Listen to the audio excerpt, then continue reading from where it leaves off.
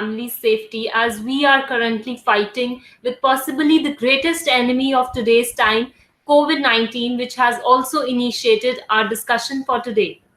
A very good morning to all. I formally welcome you to the e-discussion Managing Business Relationships during the global coronavirus health crisis. I am Himani Joshi Arora, the moderator for the session, and joining me in this discussion are the panelists, our young and dynamic management students, Rushali Goyal, Ebin Piyush, and Saket, along with the session chair and eminent academician, head of School of Management Studies, Dr. Kavita Sharma. I warmly welcome you all. This is no more a hidden fact that COVID-19 outbreak is not only affecting our physical and mental health, but there has been a major hit to the business and to the economies on the national as well as the global front.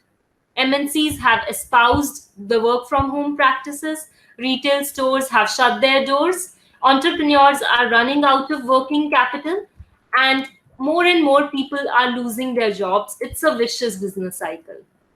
Is the pandemic situation a real threat to the businesses, or are there options to leverage this situation to bounce back, particularly so by strengthening the B2B and B2C relationships? How are the companies fighting with it? And if they are, then what can be an ideal transitioning process? Let's find out. To open the discussion, I would like to hand over to Rushali. Rushali, what has been the overall impact of this pandemic? Thank you, ma'am. Good morning to all. As ma'am has already opened the discussion, like we all are here to talk about the business relationship, how to maintain business relationship during the COVID-19. So we all know the world has changed due to the novel coronavirus. Companies must now think strategically about how to adapt as the pandemic and the market evolve. So here are some points which I would like to share and the sectors which are affected during the COVID-19 and how the strategies can be implemented to cope up the situation. The first and the foremost sector is FMCG sector. We all know the demand for the FMCG sector has been increased tremendously after the announcement of lockdown. Demand for the products like food, groceries, health and hygienic products like soap, sanitizers, detergent, hand washes, the demand for these products have increased after the announcement of lockdown. But if we talk about from the company's point of view, there is a disruption in supply and logistic is leading to drying up the inventory level at the retailers too. So this can create a problem for the supply of the products to the end users. The next sector which would I like to talk about is automobile sector. Because we know the import dependency is higher in two-wheeler segment as more than 4/5 of the important components in two-wheelers are from China. So this can affect this segment can affect the demand. The second, we are not only dependent on the China for the 4/5 of the two-wheeler segment, but in other segments as well, like buses, passenger vehicles, and commercial vehicles. So the demand has been highly sluggish. If we talk about the banking sector, the most important sector which can affect our economy, this factor can also affect because consumer may default in repayment of the loan. As we know, the unemployment has been increased. Why? Because startups and the various companies have started to lay off their employees. Recently, the one insurance company which is doing their work online have laid off the 50 employees of their company which were working at the sale and operation level. So this can impact the economy as a whole. And the severe effect goes on the sectors are airlines, hotels, restaurants, malls, because we all were enjoying their services before the lockdown. And after the lockdown, we all are stuck at home. So these sectors are not earning as well as they were earning before the lockdown. So all these factors have caused the stock market fallen by 30%, which can impact the economy huge. So what do you think? What strategies can be adopted? I want to highlight some strategies to cope up the situation. Like the companies can provide flexible working hours for the employees because the purpose is to maintain the relation with the employees. Office doesn't mean a space anymore. It means a state of productivity irrespective of a space. The second, companies can produce the goods which are in high demand rather than the ancillary products, because the products which are are in high demand can lead to the higher earning to the organization, as well as beneficial for the fulfilling the consumer demands as well. Even the government is supporting the nation as well. Like RBI has cut its repo rate by 75 basis point. SBI and PNB, they have extended the repayment period for the loan for the 3 months, which can relax the consumers for which is kind of relaxation for the consumer to repay their loans. So, if the customers who are not using internet banking, or even they were using but now not able to use it properly, they can directly call to the bank as well to avoid any kind of disruptions. Even if we talk about the general, some insurance companies like Star Health, Digit Healthcare, and ICICI Lombard, they have also started a novel coronavirus policy to cover all those tests positive for COVID-19. Even the Digit was the first company to take this initiative under the plan Healthcare Plus policy. Even some online companies like Swiggy and Zomato, they are also supplying the groceries to the remote location. So all these factors can be combined to make a to maintain a business relationship with the employees and customers as well. Thank you. Thanks, Roshali. So many companies are strongly bouncing back. They are being resilient. And some of them are actually experiencing post traumatic growth as well, specifically in China, if we see. Moving on, I would like to invite Saket. Saket, many organizations have analyzed the situation and they are already in the transitioning phase. So, what are your views on that? What can be an ideal transitioning phase? First of all, thanks, ma'am, for giving this opportunity, and good morning to one and all. As everyone know, what is the condition of business during the lockdown COVID-19? Hit by COVID-19 slump followed by social distancing and a nationwide lockdown. Businesses are experiencing major impacts, no matter how established they are, and having to relook how they manage and operate their business, including revisitation of the business plan. It has become challenging for all the businessmen to keep their financials turning during the lockdown period due to less revenue churn and the general uncertainty in the global financial environment. The economic impact of 2019 and 2020 coronavirus pandemic in India. It has been hugely disruptive. World Bank and credit rating agencies have downgraded India's growth for financial year 2021, with the lowest figure India has been in 3 decades in India's economic liberalization in the 1990s. During the lockdown period, an estimated 14 crore, that is 140 million people, this is in a huge amount, people has lost employment. More than 45% of households across the nation have reported an income drop as compared to the previous year. The Indian economy is expected to lose 32,000 crore every day during the first 21 days of lockdown period, which was declared for following from the coronavirus outbreak. Under the complete lockdown, less than a quarter of India's 2.8 trillion economy is functional. Up to 53% of businesses in the country will be significantly affected. Remote working areas is one of the example of business transformation that works on multiple levels.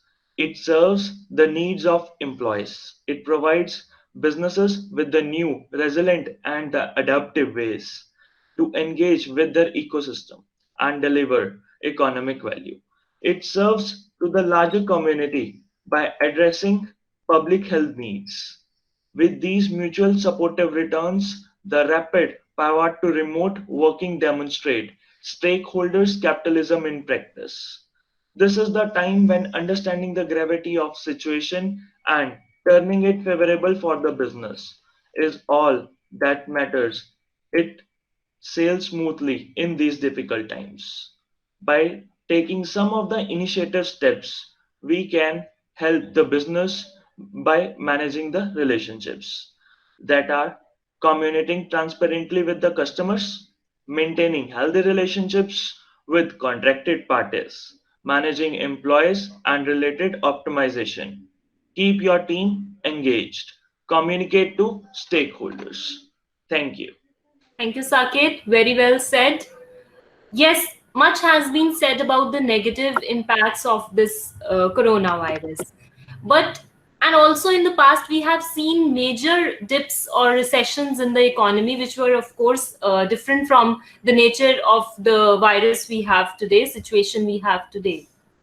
So, amid all the pessimism, is there a ray of hope? If yes, how it can be achieved? Eben, would you like to answer? Over to you. Thank you, ma'am. So first of all, I would like to begin by saying that we have faced pandemics before this. It's not the first time that we are facing a hit. We have seen worse than this. Yet each pandemic had a different impact. So now the only thing that bothers us is the W curve, the reoccurrence of the virus. So in that case, the companies will have to digitalize itself or look on or take measures that they can overcome this pandemic. So there are things that a business can do and stay afloat at the difficult times. So some of the steps being first will be they have to segregate the good and bad costs. They have to prioritize their core business. So now we have to keep out the emotion of eliminating the non-essential tasks. We have to get rid of emotions and we should start thinking practically. We know that we should be frugal. We should be frugal about the unnecessary cost. And the best part is that we should maintain good behavior. We know that everyone is impacted. And this crisis can be overcome only by working together, not by fighting each other or blaming each other. We should not be biased against a particular community or a country. Like we see there's an economic backlash against China. So the next thing would be that we should be future ready. The best way to overcome this crisis will be to be future ready. In this game, there will be winners and losers, and the winners will surely be the one who adapt themselves to the course of action. So some of the major things that the company have to deal with is first is being they have to overcome loyalty shock. That means the customers will be need to be ring fenced. Then they have to overcome this general trust deficit. Like one of the examples which we can take is that of HUL decides not to cut a single rupee of their supplier, service provider, etc. And we have to communicate to all our stakeholders that yes, we are safe because communication of safety is very important. We might see a slight dip in the amount spent, and we will see a shift in the priorities of people. The health and personal well-being will occupy the first two places, and other things will see a downfall. Because since the export will not be feasible very soon, we will see that local purchases will increase. And then we, since our as of now, the Western countries are much more better than our economy, we see a chance of liquidity coming in. Now, small retailers have to send in a message of safety because it is really important for them and as well as the whole business. Because business doesn't exist in a vacuum, it is interdependent and quite interdependent because a single lapse can collapse the entire system. So, then we can have to look for new opportunities. Like if we take, we are seeing that companies which are not into medical field are right now manufacturing medical equipments. The companies need to show concern. Showing concern and honesty will be the biggest strength right now. And companies are doing it by their CSR activities. Their commitment to helping the society overcome this. Then we need to empathize with each and every one, and then this burden has to be shared. It is not to be shared by a single country or a single firm, but it needs to be shared on a broader level. We have seen wonderful. The one of the good thing about this coronavirus is that we are seeing corporations which we have never seen before. We are seeing a country like Cuba, which was under sanctions, helping developed countries overcome this pandemic. We are seeing corporations, and another thing is that companies should start bringing in crisis management team. This team should be in contact and should be able to answer the questions of all stakeholders and thereby keep them updated. And we have to, at this moment, it's very important to identify and secure our key users and stakeholders. Yes, of course, there will be a demand reduction, and this will bring in a limit. This will limit our spending point. This will limit our spending point, and there will be a recession. We have to provide loans to the suppliers because that's how we will sustain this and overcome this. And then there are some other steps like we need to review our product and suppliers. Supplier mappings become very important to know how far it is impacted and how much it is going to impact us. We should also look out that due to this there shouldn't be a quality degradation, late deliveries, and we should always keep in our financial health in check, because right now there's a very good saying that cash is king. Those who are liquid enough will sail through it, and we have to be ready to give critical support to suppliers. Like we can increase the days payable. We have to have ready communication with stakeholders. We need to speak with one voice. So I'll conclude by saying that this pandemic is too big to be this. We have to go on together, and then, like that's the old saying that you are always hit by two arrows when there's a pain. First is the pain itself, and second is your reaction. So right now the reaction is what matters, and how we go get along together. Thank you. So, thank you, Eben. Very well said. Empathy is the key, and we are all in this together. So, vital points being said by all the panelists about the impacts, about how the companies are trying to bounce back, what can be the strategies. So, now I would like to invite Dr. Kavita Sharma to conclude the session and to propose the vote of thanks. Please, ma'am. Thank you very much, Imani. Very good morning to all of you. As we all know that COVID-19 pandemic is changing the way we live, work, and the use of technology. It has forced the companies and organizations to maintain and build the relationships with their corporate stakeholders. That is, employees, bankers, government bodies, investors, customers, suppliers, and society itself. They can build the same even when their world has been upended. Businesses are now facing the tension, and this tension is quite real, particularly for the newer ventures as well as smaller business houses. Certain actions are required to mitigate the effect of the COVID-19 pandemic. Let me briefly restate these major points which has been discussed by my panelists. Manage what you can able to control. Everyone knows that any individual can't change the current situation. Even the organizations can't do the same individually. But with the teamwork and by strategical reconstruction, we can be able to do it. Any organization can do it by resetting their business plans, by focusing upon the customer retention, and by ensuring the quality of the product and services even in this situation. They can preserve the capital by spending only on the important items. Temporarily, they can go for the credit sales. They can trade off the margin for the sale. We can have the contingency plans too. So far as the logistics and supply chain are concerned, looking at the current scenario, stabilization of inventory levels and logistics may not be immediately achievable. But businesses should then turn their attention for the pre-booking of rail and air freight capacity, as pre-booking may get the huge discounts too. Another step we can go for business transitioning. Major transitions of various business houses throughout the world has been observed like e-learning by the researchers and the academicians, free certification and online program offered by the renowned and accredited universities and organizations across the globe, hiring of virtual interns by the companies and the organizations. Mahindra and Mahindra will make the production of ventilators for COVID-19 patients. Major players like Patanjali, Godrej Group, and Hindustan Unilever Limited has reduced the prices of their soaps. Reliance has offered their 100-bedded hospital to BMC for COVID-19 patients. Another thing we can do is humanize the human capital. That is, care for our employees and clients. Plan the new training online program for the existing staff. We can go for the new accreditations.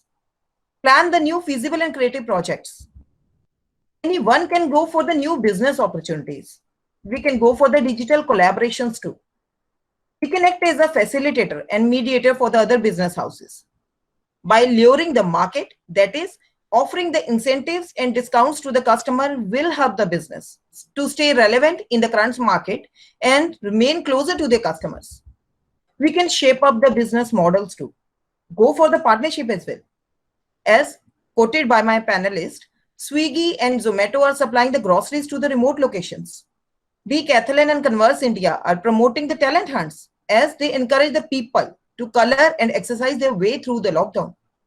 Disney has launched the Draw at Home series of tutorials. So, in the end, I can conclude that coronavirus crisis has spurred the growth of online work. By going right, we can shape a fair future of our organizations. The message for the policymaker, employers, workers, and their representatives is straightforward.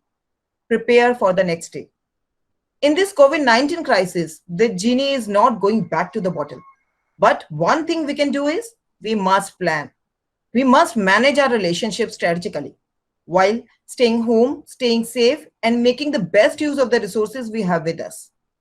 As tennis champion Billy rightly said, that champions keep playing until they get it right. Another quote from Martin Luther King: the ultimate measure of a man is not where he stands in the moment of comfort, but where he stands at the time of the challenge and controversies. By these words, I am going to end this session. I'm thankful to my panelists, Rushali, Saket, and Ebin, and my fellow colleague, Miss Himani Joshi Arora, for sharing their valuable inputs. Thank you very much.